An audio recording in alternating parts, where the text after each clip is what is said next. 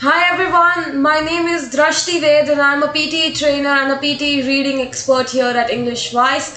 In this video, I'm going to give you a bit of introduction about your PTE exam and I'm going to show you what is your PTE exam. This video is especially important for the newcomers who are going to take this test for the very first time, and I'm going to give you the details and the basic rules for your PTE exam. So make sure you watch till the end to get more knowledge about the exam. Let us have a look at my screen over here. So PT, that is your Pearson's Test of English, is an English examination which is going to be of 2 hours long. In this exam, you will be going through 4 modules, that is speaking, writing, reading and listening. So you will be going through 4 modules, speaking, writing, reading and listening. And this is going to be the pattern of your exam as well. So like when you go for your exam, you first start with speaking, followed by writing, reading and listening. And each module is a total of 90 marks. That means you have speaking 90, writing 90, reading 90 and listening 90, which comes to the grand total of 360 marks. And the least scoring in each module is 10.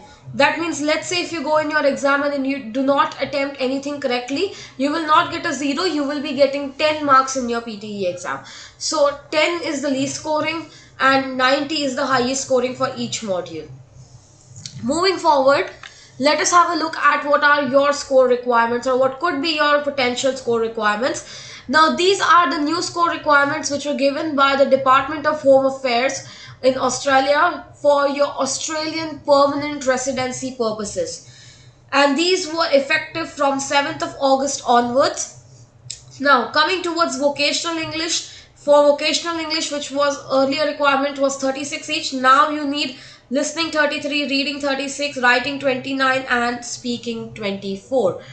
Moving on, for competent English, which was earlier called as 50 each, now you need listening 47, reading 48, writing 51 and speaking 54. After that, for proficient English, which was earlier called as 65 each scores, which give you 10 points towards your Australian permanent residency. Now, after 7th of August, you need listening 58, reading 59, writing 69 and speaking 76 in order to get your 10 points of permanent residency towards Australian immigration. Moving forward, superior English, which was your 79 each or your 8 each in the past, has now become listening 69, reading 70, writing 85 and speaking 88 after the 7th of August. And the superior scores will give you 20 points towards your Australian permanent residency. These scores are only for your Australian permanent residency. If you are applying for nursing registrations or if you are applying for a student visas, then please ask your education provider or your migration agent to give you an idea what is your required score, so you can plan accordingly, so tutors can help you accordingly and you can get your desired scores in the very first attempt.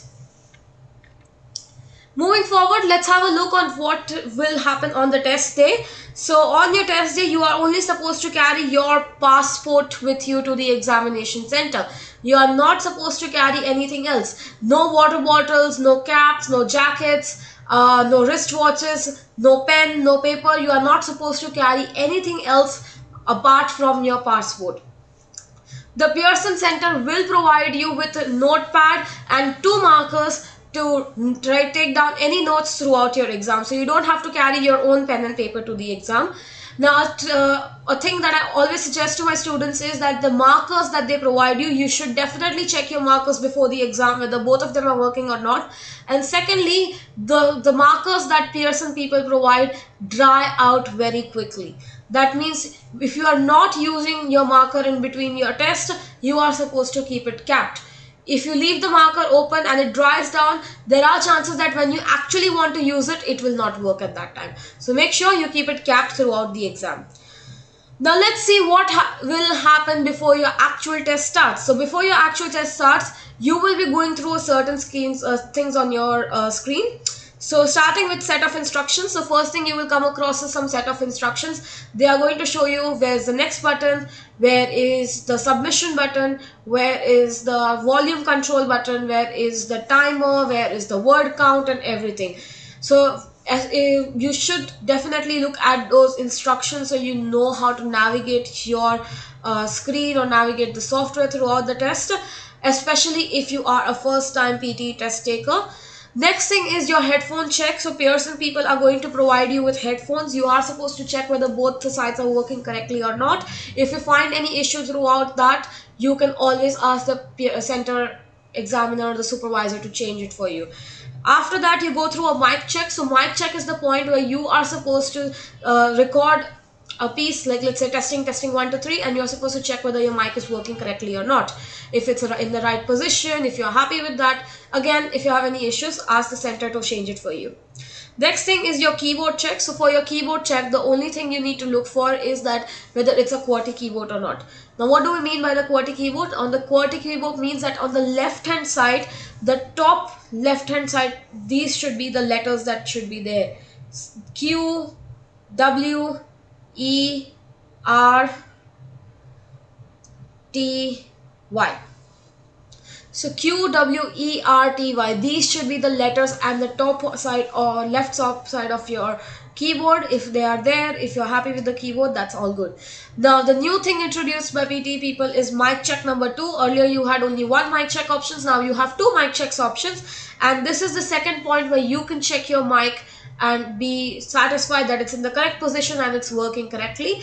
And after this, you do not have any other mic checks. So I always recommend my students, once you fix your position at this second mic check, do not move it again, because you don't have any other point to check whether it's working properly, whether it's recording your voice properly or not. Last thing that you will come across is your personal introduction. So personal introduction is a space where you can speak something about yourself in the PTE exam. Let's know a little bit more about your personal introduction. So personal introduction is a time where you can speak about yourself in the test.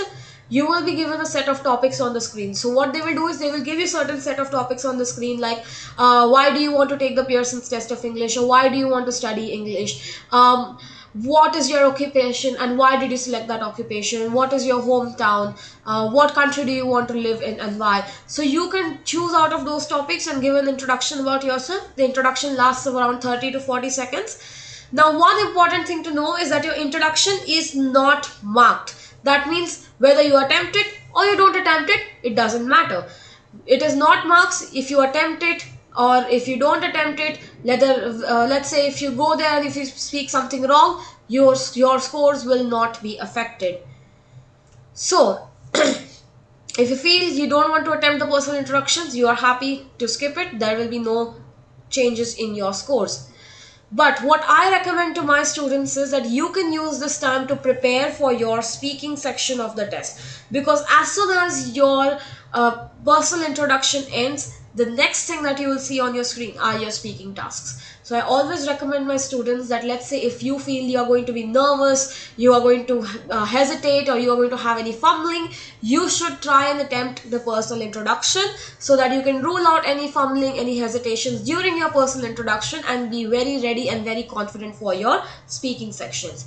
Apart from that, you can use this personal introduction time for other note-taking purposes. Let's say if throughout the test, if you want to take any notes or you want to write down anything on the notepad, you can do that in this time. Let me tell you one thing, before your personal introduction starts, test has not actually begun. So during your set of instructions, during your mic checks, your headphone checks, you can't really write anything on the notepad. But once your personal introduction starts, if you want to make some notes, you can use your notepad for that purposes.